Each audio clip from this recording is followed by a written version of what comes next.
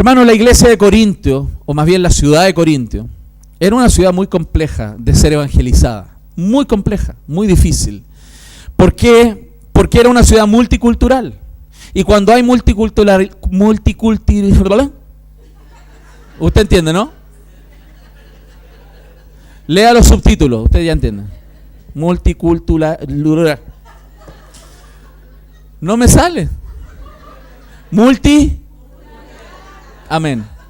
Amén. Amén. Gloria a Dios. Qué bueno estar en casa, ¿no? Cuando uno se enfrenta a esa realidad tan compleja, que es tantas culturas mezcladas, eso significa tantos énfasis distintos, tantas maneras de pensar distintas, tantos valores distintos. Es difícil llegar con una verdad que se declara absoluta, se declara única y que se declara inmediatamente como la que está por sobre todas. Cuando hay una idea posmoderna, cuando hay una idea donde cada uno tiene su verdad, con mayor razón aún es complejo, más complejo, llegar con una idea que es absolutista, como lo es el Evangelio. Porque él dice que hay una verdad, hay un camino y hay una vida y no hay más.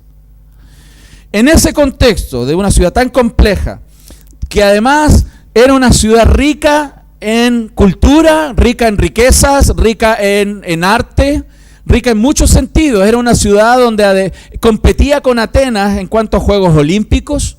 Era una ciudad muy desarrollada para la época. Una ciudad donde la filosofía, el amor por el pensar, el amor por el racionalizar las cosas y comprender el mundo a través de la razón, era una meta principal de mucha de la gente que vivía ahí. El ser intelectualmente elevado, muy valorado. Es una cuna de la filosofía. Grecia es cuna de la filosofía. Y Corintio no quedaba atrás comparándola con otras ciudades de la época. Además de las filosofías, ¿cierto?, racionales y filosóficas, era cuna de muchos cultos religiosos. Además, mucha religiosidad. Muchos cultos, muchas divinidades representadas en templos, representadas en imágenes. Cada uno tenía su santito, digamos, su Dios. Cada uno seguía al que quería. Si te gusta la comida, tienes a San Guchito. ¿Okay? O sea, cada uno se hacía su Dios, hermano, su Dios. Entonces, más encima, hermano, en ese contexto, nadie tenía idea qué significa cristianismo. Nunca nadie había escuchado qué es Cristo, quién es Cristo, qué es cristianismo, qué es evangelio, qué es eso. En ese contexto, el apóstol Pablo predica. En ese contexto, la iglesia de Corintios se tiene que desarrollar. ¿Y por qué creo que eso es importante? Porque hoy nuestra iglesia, esta iglesia local y la iglesia de Cristo, en esta ciudad en particular, Santiago de Chile, tiene un tremendo desafío. Porque hoy Santiago es cada vez más multicultural. ¿Lo dije? Y luego, pero no fue la misma palabra, pero pasó. Entonces, hermano, esta iglesia está desafiada, hermano, a predicar en un contexto mucho más diverso hoy día, mucho más pluralista, mucho más relativista con la idea de la verdad relativa. Ya nadie es dueño de la verdad, todos intentan formar su propia verdad. Es una ciudad que se ha modernizado, es una ciudad que está valorando mucho más el concepto de estudiar. Hoy día quien tiene una licenciatura no está en nada. Hoy día saqué mi ingeniería. ¿Y qué más? ¿Y cuántos diplomados? ¿Cuántos magíster? Ya terminaste tu doctorado. Ser profe hoy día de licenciado está en nada. Actualízate. ¿Por qué? Porque se ha sobrevalorado la capacitación, sobrevalorado los conocimientos, y las personas hoy día valen por cuántos títulos tienen. ¿Cuánto conocimiento han metido en su cabeza?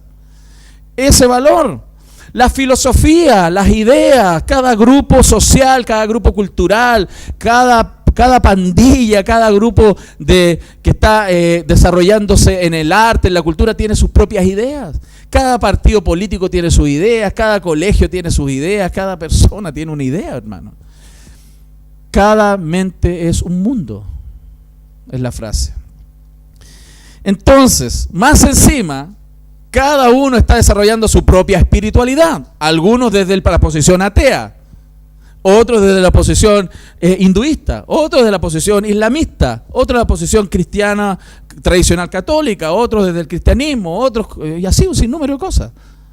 Entonces, hay cierta relación con el desafío que tiene nuestra iglesia local para llegar con el evangelio en un mundo y una ciudad tan compleja como la que Pablo tuvo que predicar en la época de Corintio. Y Pablo quería hacerlo, él estaba siendo desafiado. De hecho, él en la primera carta a Corintio, en el capítulo 2, él habla de que él estaba presto, él estaba ansioso, anhelando predicar, anunciar el testimonio de Dios. Y dice ahí, y no fui con excelencia, capítulo 2, de palabras o de sabiduría, pues me propuse no saber entre vosotros cosa alguna, sino a Jesucristo y a este crucificado. Él quería llegar a ese lugar y predicar a Jesús. Y dice que estuvo entre vosotros con debilidad, con mucho temor y temblor, porque era un campo difícil, complejo. Y ni mi palabra, ni mi predicación fue con palabras persuasivas de humana sabiduría. O sea, no era competir filosofía contra otra filosofía. No era competir ideas con ideas, sino predicar el evangelio, sino con demostración del Espíritu y de poder. El respaldo de Dios para que vuestra fe no esté fundada en la sabiduría de los hombres, sino en el poder de Dios. Esa es la idea que el apóstol Pablo tenía, digamos, la metodología para enfrentar la predicación en una ciudad tan compleja como lo era Corinto. ¿Qué tiene que ver con nosotros? Bueno, todo. ¿Cómo vamos a alcanzar una ciudad tan compleja como Santiago de Chile? ¿Cómo? Claramente, no solo estando aquí en los cultos de domingo. Hay un desafío muy grande. Además, la situación en la cual estaba la iglesia de Corinto era compleja, difícil. Al interior de la propia iglesia habían problemas, habían grupos, habían divisiones. Habían unos que decían nosotros somos de Apolos, otros somos de Pedro, otros somos de Cristo. ¿Y quién fundó esa iglesia? Pablo. Pobre Pablo, ni lo pescaran. ¡Qué tremendo! Sufrieron además la entrada de judaizantes que andaban persiguiendo a Pablo para donde iba. Le tenían sangre en el ojo a Pablo, lo perseguían. Donde iba Pablo, ahí andaban los judaizantes persiguiéndolo, desprestigiándolo, tratando de perseguirlo, que lo metieran preso, acusándolo de lo que pudieran. No le creían, creían que él era un mercenario de la fe, que andaba tratando de desprestigiar la verdadera religión para los judíos, que era el judaísmo. Entonces, en un conflicto donde estaban desprestigiados, eran perseguidos, una realidad cultural tan compleja, lo que Pablo nos muestra en la respuesta que da en la segunda carta de Corintios a las acusaciones que él tenía permanentemente sobre su ministerio, nosotros de esas acusaciones que él responde, vamos a aprender en esta mañana cómo enfrentar esta etapa que tenemos que tener de plantación de iglesia y de predicar el evangelio en un contexto muy complejo, como el nuestro, hermanos. Tiene que ver entonces mucho con nuestra situación, porque hoy estamos muy desafiados. La plantación es uno de los desafíos, pero nuestra iglesia local aquí en la Florida sigue con grandes desafíos de predicar a un mundo complejo y difícil. Entonces, la enseñanza de esta mañana y las tres enseñanzas tienen por título una palabra, que se llama avancemos. Avancemos. Pero avancemos ¿cómo primero? Hoy vamos a avanzar centrados en el Evangelio de Cristo, en predicar el Evangelio. Y aunque parece una frase tan repetida, tan simple en algún sentido, hermanos, es una riqueza tan grande que puede transformar una ciudad. El Evangelio puede transformar una ciudad compleja.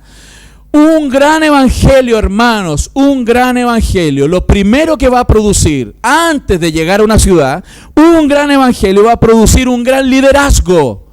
Una iglesia que lleve adelante el ministerio de la evangelización. Porque, hermanos, Cristo no va a enviar, Dios no va a enviar ángeles a predicar. Él envía a su iglesia. Nosotros la iglesia. Pero hermanos, un gran evangelio debe producir primero, y produce primero, un gran liderazgo, una gran iglesia que lidera, y en medio, hermanos, de una gran ciudad que tiene oposición. Dios lo hace. Dios levanta baluartes en medio de ciudades difíciles. Y Pablo, hermanos, entonces, para defenderse de estas acusaciones, que son 4, que vamos a desarrollar esta mañana, eso nos va a enseñar cómo tenemos que enfrentar esta etapa. Hoy vamos a estar en una escuela, hoy vamos a aprender cómo enfrentar esta etapa que se nos viene. La primera acusación, si usted quiere tomar nota, es que Pablo estaba siendo acusado de que él no debía ser aceptado porque tenía mucho rechazo. Había mucha gente en contra de él. Todo su pueblo, los propios judíos, no le creían. Y como él tenía mucho rechazo y poca credibilidad en un contexto difícil, le acusaban de decirle, oye, si nadie te pesca, nadie te apoya. Miren, nadie lo apoya, nadie lo sigue. No le crean, es un charlatán. Si él fuera verdadero, le seguirían, creerían en él. Y esa acusación, él viene y responde. Y de aquí vamos a aprender algo. Segunda de Corintios, por favor, acompáñeme a Segunda de Corintios, capítulo 2. Vamos a mirar el texto y vamos a ir desenvolviendo el capítulo 2, desde el 14 en adelante hasta el capítulo 3, verso 18. En todo ese párrafo vamos a ver la respuesta a 4 acusaciones. Hay varias otras que él incluye en la carta de Segunda de Corintios y él responde, pero nos vamos a concentrar en estas 4. Miremos aquí cómo el apóstol Pablo responde a esta acusación de que él era rechazado, el pueblo judío no le seguía. Miren el verso 14. Mas a Dios gracias. 2 Corintios 2, 14 al 17. Mas a Dios gracias, el cual nos lleva siempre en triunfo en Cristo Jesús. Y por medio de nosotros manifiesta en todo lugar el olor de su conocimiento. Porque para Dios somos grato olor de Cristo en los que se salvan y en los que se pierden. Y a estos ciertamente olor de muerte para muerte, y a aquellos olor de vida para vida. Y para estas cosas, ¿quién es suficiente? Pues no somos como muchos que medran falsificando la palabra de Dios, sino que con sinceridad, como de parte de Dios y delante de Dios, hablamos en Cristo. La respuesta del apóstol Pablo a esta acusación respecto de que su mensaje era muy rechazado, no apoyado, el apóstol Pablo comienza y usa una figura que tiene que ver con el triunfo militar. Un general romano, un comandante romano, un centurión romano, cuando él triunfaba en una batalla, se llevaba, ¿cierto?, el botín y a los vencidos en una caravana, y ellos entraban en las ciudades, en su propia ciudad. ¿Me llamaron? No fue a mí. En su ciudad. Y cuando el general romano ingresaba, era aplaudido, era vitoreado, y le tiraban muchas flores, muchos perfumes. Entonces, cuando él iba ingresando y con las tropas vencidas atrás y los vencedores adelante, el general romano era aplaudido y se llenaba de fiesta el lugar por la victoria, hermano. Se celebraban las victorias. Pero esa victoria traía consigo todo un contexto de vítores, pero también de olores, porque las flores y los perfumes eran lanzados al aire. Entonces el comandante romano, cuando estaba siendo victoriado, olía ese perfume. Y ese perfume era parte de esa pompa, de ese reconocimiento del triunfo. Pero qué tremendo, porque todo ese contexto de alegría y esos aromas de flores, que para él eran gozo y alegría, para los que venían presos y vencidos y que estaban condenados a ser muertos, condena de muerte, ese mismo olor para ellos significaba muerte final. Y Pablo usa esa figura y dice que a quienes predicamos a Cristo, quienes estamos con el mensaje de la Escritura, quienes llevamos el Evangelio, quienes traemos el mensaje de salvación, somos igual que las personas que van a traer para algunos olor de vida, pero el mismo mensaje a otros, olor de muerte. Entonces Pablo está respondiendo a la crítica respecto de la efectividad y de la respuesta de la gente. O sea que estás teniendo poca gente, tu iglesia no está creciendo, no se están convirtiendo las personas. Pablo dice, es que no depende de mí. Yo hago lo que el Señor me dijo que tengo que hacer, porque esto mismo que yo estoy haciendo ahora, de predicar la verdad en una ciudad difícil y compleja, esto es vida para los que creen, el mismo olor, pero para los que no creen es muerte.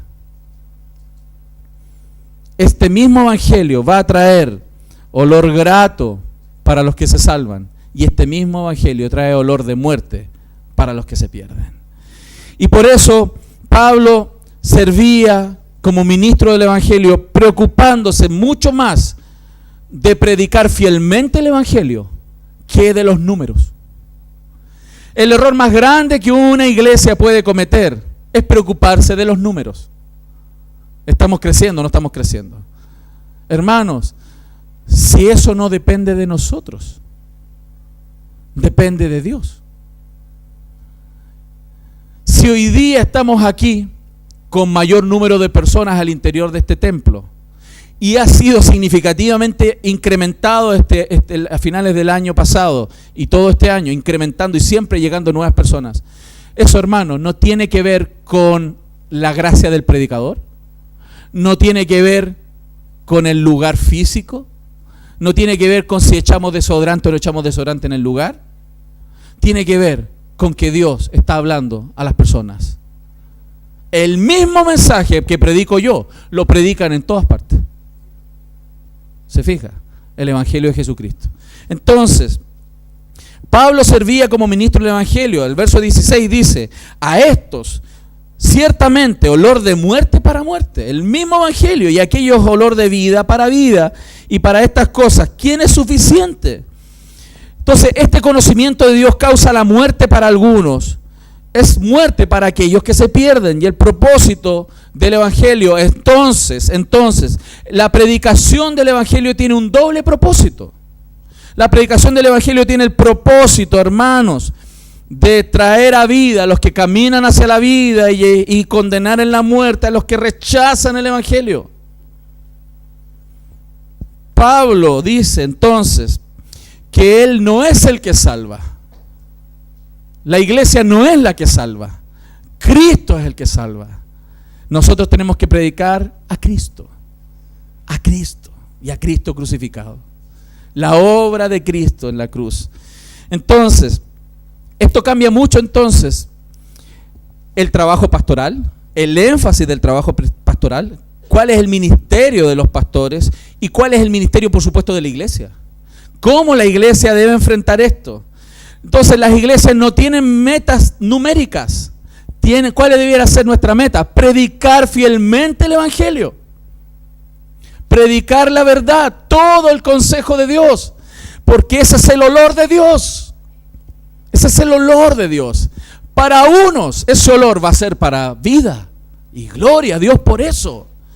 Pero para otros ese mismo olor va a ser muerte y gloria a Dios por eso.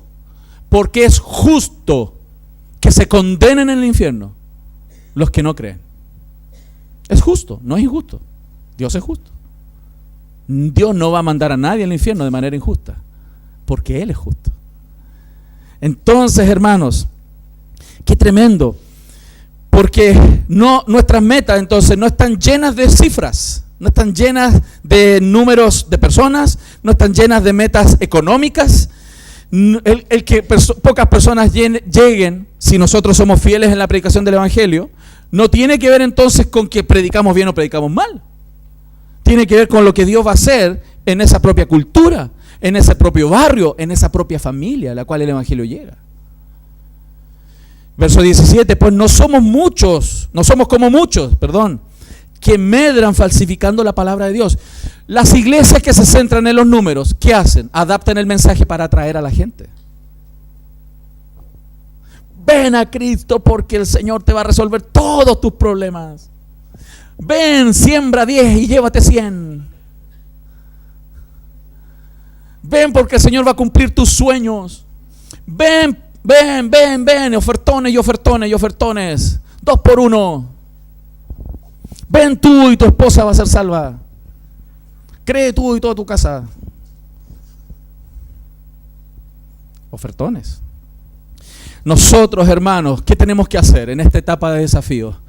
no diluir el mensaje. Nosotros vamos a seguir predicando fielmente la palabra del Señor. No vamos a falsificar la palabra de Dios con la idea de llenar un lugar. No vamos a hacer eso. Vamos a seguir predicando con sinceridad, es el verso 17, con sinceridad, como de parte de Dios, delante de Dios, hablamos de Cristo. Venimos de parte, pero también como si estuviéramos delante. A mí me da un temor tremendo predicar. ¿Saben por qué? Porque es como si el Señor Jesús estuviera sentado en esa silla que está vacía ahí, una sillita vacía por ahí, y Él estuviera ahí sentado y me estuviera mirando. Y yo estoy predicando de parte de Él. Y me dice, yo no dije eso. ¿A dónde lo dije? ¿Cuándo lo dije? ¿A dónde lo leíste? Eso da temor. Nosotros tenemos que predicar fielmente lo que el Señor dice para las personas de este mundo. Nosotros no convencemos a nadie. Y por eso los esfuerzos de seguir y creer que nuestra forma de expresarnos, nuestra insistencia va a cambiar la mano de Dios, o nuestra insistencia va a terminar convenciendo a la gente, es una mala comprensión de lo que es el proceso de salvación, de cómo opera la salvación, el Ordo Salutis. Entonces, hermanos, nosotros no diluimos el mensaje. No hay propaganda, no hay promesas falsas, no estamos vendiendo un producto. Nosotros estamos predicando la obra gloriosa de Cristo en la cruz. Y eso predicamos. Y eso seguiremos predicando donde quiera que el Señor nos envíe. Aquí en la Florida y ahora en Peñarolén. Amén. Entonces, nosotros no vamos a diluir con tal de entonces de traer gente. Y fíjense que el triunfo de Cristo vale tanto con los que se salvan y vale tanto con los que se pierden. Porque el general es victorioso por ayudar a vencer a los suyos, y también es victorioso derrotando y aplastando a los que se mueren. Cristo es victorioso salvando a los suyos, y Cristo es victorioso aplastando a sus enemigos. Ese es el Evangelio. Ese es el Evangelio. Eso es lo que enseña la Biblia. Y el Señor es grande en los que se salvan, y el Señor es grande en los que se pierden. Gloria a Dios si tú estás contado en los que se salvan, y dale gracias a Dios si eres de los que se salvan. Gloria a Dios por eso. Entonces, ¿en qué era fiel Pablo? Él era fiel ministerialmente, no falsificando la palabra de Dios, y eso va a ser entonces un énfasis. Y si me preguntaran, entonces, ¿cómo avanzamos? ¿Cómo vamos a avanzar? Igual como el apóstol. Primer punto entonces, predicando fielmente el Evangelio. El rechazo nos va a mandar. El rechazo del Evangelio nos va a mandar. La gente no está respondiendo al mensaje. ¿El rechazo nos va a mandar? No. ¿Quién nos va a mandar? El mensaje y el mensajero. Eso nos va a mandar. El mensaje y el mensajero. Eso nos va a mover en la próxima etapa. Segundo punto. ¿Cuál es la segunda acusación a la cual el apóstol Pablo estaba intentando responder? Es que él era acusado de no tener autorización, respaldo, no era institucionalizado, no había toda una institución religiosa que lo respaldara. Acuérdense que él era un disidente, él fue sacado del judaísmo, él renunció y fue sacado. Él era autoridad en los judíos, entonces ya no tenía respaldo. Antes, para hablar cualquier cosa religiosa tenías que tener cartas, tenías que tener credenciales para hablar, incluso para administrar justicia. La mezcla religiosa y la justicia y lo religioso en ese tiempo se conectaba. Los religiosos tenían que también dirimir temas judiciales. Entonces, si tú tenías tus credenciales, podías dirimir cosas, problemas religiosos, problemas judiciales. Y si no tenías carta, no tenías autorización para hacer nada de eso, menos predicar un mensaje. Entonces, en el capítulo 3, vamos por favor, versos del 1 al 3. Dice así el apóstol: ¿comenzamos otra vez a recomendarnos a nosotros mismos? Él está hablando de recomendaciones. ¿O tenemos necesidad, como algunos, de cartas de recomendación para vosotros o de recomendación de vosotros? Yo necesito cartas para predicar el Evangelio, necesito cartas para predicarte y enseñarte y predicar en este mundo. Dice el verso 2, nuestras cartas sois vosotros, escritas en nuestros corazones, conocidas y leídas por todos los hombres, siendo manifiesto que sois cartas de Cristo expedidas por nosotros, escritas no con tinta, sino con el Espíritu del Dios vivo, no en tablas de piedra, sino en tablas de carne del corazón. Qué hermoso cómo Él responde. Él dice, yo no necesito credenciales, yo no necesito una ley que me respalde, yo no necesito una institución que me empuje y me ponga piso para predicar el Evangelio. Él dice, ¿saben cuáles son mis cartas que demuestran que soy un predicador del Evangelio? Ustedes que Dios ha transformado, esas son mis cartas. ¿Cómo podemos ver realmente cuando hay evangelio verdadero? Es porque hay transformación, hay redención, hay gente que cambia. Y dice, ustedes son nuestra carta. Ustedes son nuestras cartas. Ustedes son por la transformación que Dios ha hecho y sigue haciendo en ustedes. Si tú puedes ver, hermano, que desde que llegaste a esta iglesia, Dios ha transformado tu vida en algún sentido. Dios te ha hecho crecer en algún sentido. Dios te ha hecho madurar en algún sentido. ¿Saben qué es eso para mí, por ejemplo? Mis cartas de presentación. El apóstol Pablo dice, ¿qué tienes que ver? ¿Cuáles van a ser tus credenciales, hermanos? ¿Cuáles van a ser las credenciales de la iglesia de Peñarolén y serán las credenciales de la iglesia de la Florida? Vidas transformadas por el Evangelio. Vidas que cambian. Algunos son como pate pollo, necesitan muchas horas en la olla a presión. Otros son blanditos como coliflor. Un ratito en la olla con vapor y se cuecen. Otros son pate pollo, hermano. Patitas de pollo. No mire para el lado. Entonces el apóstol Pablo le preguntaron, ¿quién te autorizó? Hermano, yo no necesito una autorización de una institución de este país, ni religiosa, para predicar el Evangelio. Mis credenciales son ver cómo la predicación que Dios ha usado a través de mi propia vida y la va a usar a través de tu propia vida, genera transformación en el corazón de las personas. Esas son las credenciales de la iglesia. Las credenciales de la iglesia en este país no son los templos. Las credenciales en este país no son las obras sociales necesariamente. Las credenciales de la iglesia en este país son las vidas transformadas por el Evangelio.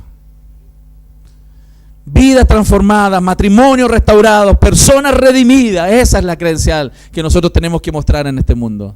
Y si vamos a ir a Peñarolén y vamos a seguir haciéndolo aquí, el énfasis nuestro es hacer discípulos. Transformación de personas, redención de personas. Esa es la meta. De hecho, en la primera carta de Corintios, como ejemplo, él habla de esa transformación. Él habla de esa transformación. La misma iglesia que está hablando ahora en Corintios, defendiendo y argumentando él su ministerio. Cuando parte en la primera carta de los Corintios, él habla de esa transformación que la gente estaba viviendo. Vean por favor, primera de Corintios, vamos allá, la primera carta, siempre está antes de segunda, ¿no? Por si acaso, ¿no? No, estoy bromeando. Primera de Corintios 6, del 9 al 11. ¿Lo tiene? Dice así: ¿no sabéis que los injustos no heredarán el reino de Dios? No lo van a hacer. No erréis, ni los fornicarios, ni los idólatras, ni los adúlteros, ni los afeminados, ni los que se echan con varones, ni los ladrones, ni los avaros, ni los borrachos, ni los maldicientes, ni los estafadores heredarán el reino de Dios. Y esto erais algunos, mas ya habéis sido lavados, ya habéis sido santificados, ya habéis sido justificados en el nombre del Señor Jesús y por el Espíritu de nuestro Dios. Eso eran. Esa gente eran borrachos, esa gente eran maldicientes, esa gente eran estafadores, eran ladrones, eran avaros, hermanos, eran fornicarios, habían homosexuales, habían afeminados, habían adúlteros en esa ciudad. Y los que estaban en esa ciudad recibieron el Evangelio y ya no lo eran más. Gloria a Dios. Hermanos, para eso estamos en este mundo. Y como lo dije ayer en el retiro, yo creo que el trabajo más hermoso que alguien puede tener en este mundo es trabajar en el ministerio de la redención, de la reconciliación. Es la mejor pega que usted puede tener. Hermano, si usted trabaja en eso, usted va a tener el corazón hinchado de gozo y alegría a ver cómo Dios usa su vida en la transformación del corazón de las personas. Quiero hacer una aclaración. Cuando la Biblia hace ahí referencia a afeminado, eso es en el sentido pasivo. Y los que se acuestan con varones o sodomitas, usan otras, es en el sentido activo. Esa es la diferencia que hace la Biblia. Corintio entonces era una ciudad muy corrupta, muy corrupta y promiscua, con variadas expresiones del mundo alejado de Dios y su palabra. O sea, es algo lógico que pasa en una cultura, en la vida de la gente, en una ciudad que se aleja de Dios. Es lógico. En esta ciudad, en esta gran ciudad, llena de grandes pecadores, Pablo predicó un gran evangelio. Porque la palabra del evangelio es un gran mensaje, poderoso mensaje. Tan poderoso que puede transformar una gran ciudad y puede transformar grandes pecadores como nosotros. La vida de esta gente cambió. Por eso Pablo preguntó, ¿necesito credenciales? ¿Necesito un carnet que me autorice? No, ustedes son mis cartas. ¿Y cuáles van a ser las cartas entonces de Peñarolén y de la Florida? Las vidas transformadas. Así tenemos que pensar el ministerio. Así tenemos que vivir la iglesia. Así avanza la iglesia. Nuestra meta es hacer discípulos. Nuestra meta, esas son las credenciales. Esas son las cartas de credenciales. Cuando veamos matrimonios restaurados, cuando veamos gente que abandona sus pecados, que restaura sus vidas, eso decimos, aquí está Dios. Estamos haciendo la pega que Dios dice. Estamos haciendo la pega que el Señor dice. Gloria a Dios. Ese es su respaldo. Amén. Entonces, el verso 3, en la última parte del verso 3 de 2 Corintios que estamos estudiando, capítulo 3, no en tablas de piedra, sino en tablas de carne del corazón. Es decir, no con legalismos judaizantes, ¿cierto? Sino con la obra del Espíritu Santo obrando en el corazón de las personas. Hermanos, los números, entonces, las cifras, no lo dicen todo, dicen algunas cosas, por algo, igual sirven. No sé si usted lo sabe acá, pero nosotros tenemos aquí un hermano contador. ¿A qué me refiero? No me refiero solo a la finanza económica, un hermano que cuenta todos los domingos aquí cuántos vinieron. Y tiene una aplicación así, y cuenta en el teléfono, así, tic, tic, tic, tic, tic, tic, como en los aviones, así, tic, tic, tic, tic, tic. Y dice, informa, 88 en el aula, 95 en el aula. Los números dicen algo, mas no lo dicen todo. Porque aunque hubieran 20, si esas personas están siendo transformadas, eso debería causarnos gozo. Podemos tener una iglesia llena de gente, con un predicador que predica lo que la gente quiere escuchar, y eso no le agrada al Señor. Eso no es la pega hecha, no es la meta cumplida. Entonces, ¿por qué avanzaremos? ¿Por los números? No avanzaremos por los números, sino por el evangelio transformando la vida de las personas. Entonces, si hacemos recapitulación, ¿el rechazo nos manda? No nos manda el rechazo, sino el mensaje y el mensajero. Entonces ahora, ¿los números nos van a mandar? No, sino la transformación de las vidas. Ahí hay dos parámetros con los cuales avanzamos. Tercero, vamos al tercero, hermano. No están aburridos, ¿no? Gloria a Dios. Ore por su pastor para que predique bien. Tercero, él estaba siendo acusado también de ser orgulloso y autosuficiente. Como que lo que él hace, lo hace él en sus capacidades, él se cree, él es el superapóstol, él es el superpredicador. No, en 2 Corintios 3, del 4 al 5 dice, y tal confianza tenemos mediante Cristo para con Dios, no que seamos competentes por nosotros mismos, para pensar algo como de nosotros mismos, sino que nuestra competencia proviene de Dios. ¿Sabe usted por qué esta iglesia ha crecido? ¿Sabe por qué esta iglesia ha crecido en madurez y en número? No por este pastor. No se engañe. No por mí. Si fuera por mí, no hay nadie aquí. Esta iglesia crece por las competencias de Dios, no por las nuestras. La gloria no es de nosotros, la gloria es de Dios. Aquí Pablo aclara que podría parecer pretencioso creernos superior a otros. Y aquí yo desnudo mi carne. Eso ha sido un juego en el cual mi corazón años atrás ha caído. Y intentar enorgullecerse de que estamos haciendo bien las cosas. No, ya no más. El que se lleva la gloria, las competencias son de Dios, no nuestras. Es Dios quien hace crecer su iglesia. Es Dios quien la hace crecer.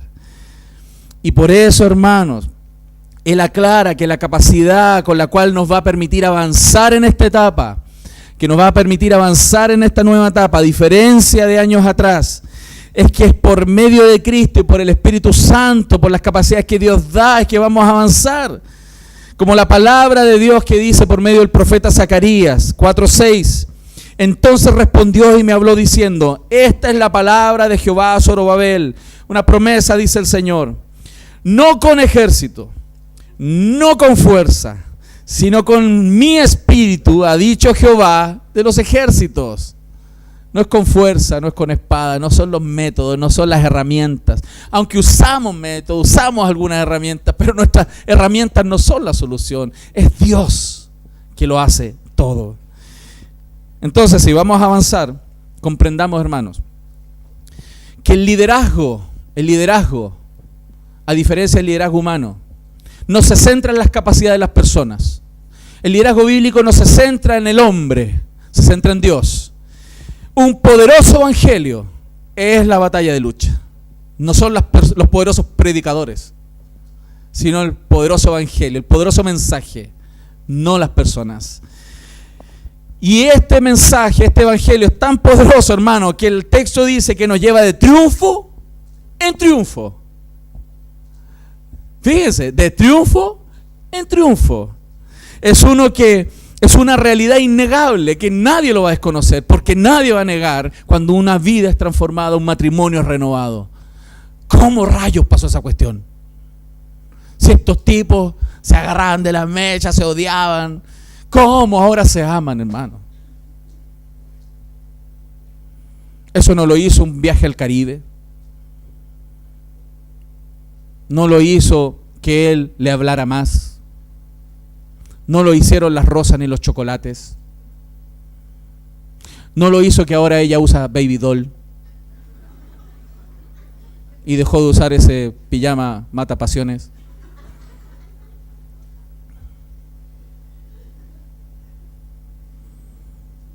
Lo hizo la gracia de Dios, que transforma los corazones.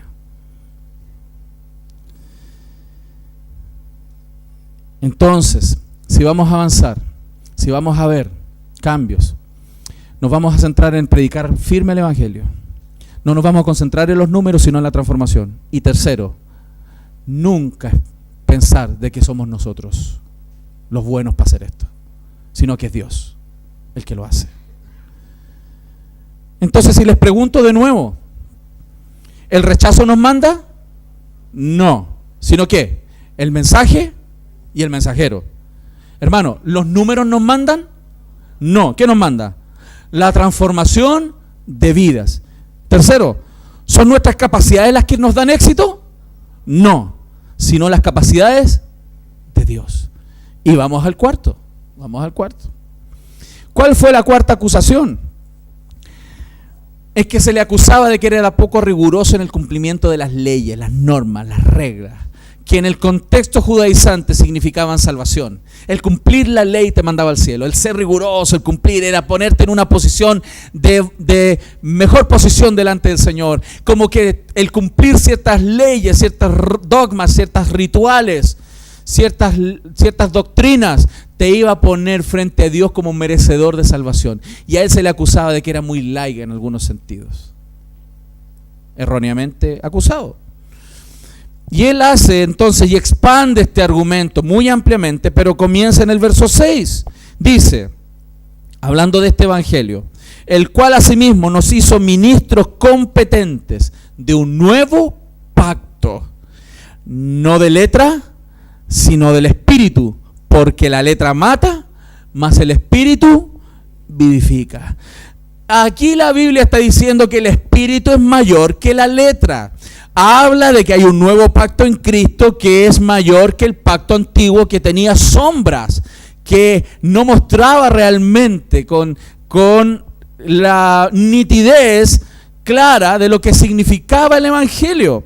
La ley, hermano, la ley no fue dada para salvar, sino para mostrar la santidad de Dios y nuestra incapacidad de cumplirla.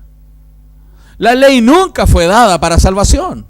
La ley fue dada para mostrarnos aproximarnos a entender lo que significa santidad de Dios, y que nos muestre que al ver eso y que nos pide cumplir, yo diga, yo no puedo.